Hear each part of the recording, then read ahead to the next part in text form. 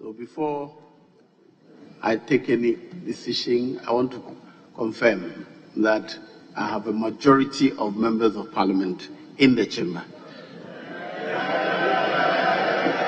May the clerks at table assist me by how we're going to do it, call out names or members. You go around and count the members. Enough members.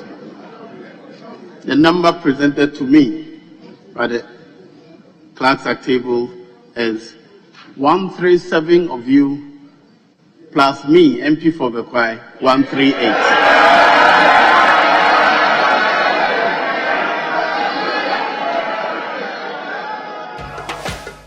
Okay, but you are a lawyer. Yes. The whole issue is about whether Deputy Speaker can sit and vote. Do you have a view on that? Well, you see, to be fairly honest with you, I think you've got to understand the way the Constitution is structured. A member of Parliament gets voted for. He represents his people. So he can never lose the capacity to be numbered amongst that number in terms of the parliamentarians. Mm-hmm. So whether he sits as Speaker or as a Deputy Speaker or not, mm-hmm. he must be counted as a member of the Parliament. Mm-hmm. Because otherwise, then Parliament will be short. Yes. Because we are supposed to have 275. So if you argue that at a certain point when he leaves the seat and comes to sit on that's too... It's not the counting that's a problem. It is his voting. But he should be allowed to vote. Why can't he be... But listen. Okay. And that is... You see, you've got to interpret the Constitution mm-hmm. with the spirit. Because if he loses his vote, mm-hmm. why is he in Parliament? He's in Parliament representing his people.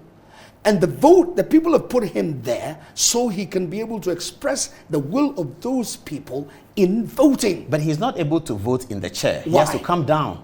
No. Okay, yes, so that's it. So if he comes down, when he comes votes. down, yes.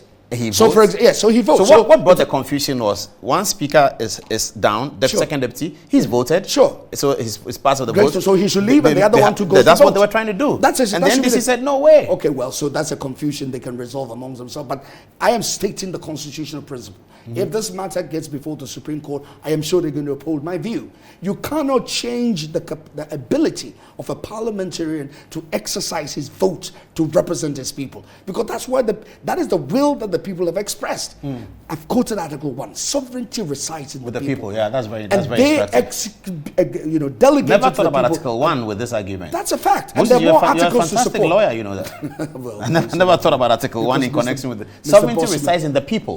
And all the powers of government are supposed to be exercised. So you connect that to 104. Yes, and say that the Deputy Speaker is still a member of Parliament. He doesn't lose his member. He's a legislator. Even though the Speaker loses it. Well, the Speaker is not. Yes, he's not voting. You will lose it. So Deputy Speakers don't lose it. Yeah. So they have the right to vote. They have to vote. But this rotational, you vote, go and be Speaker, come and vote. Well, it is maybe it's only a procedural process of enabling the will of the Constitution to be exercised. Mm. That's only because voting is taking place. If the man sits there, then he will lose his capacity to vote as a parliamentarian. So what do? He votes, then he goes and he sits there. There's nothing wrong with it. He's exercising his vote.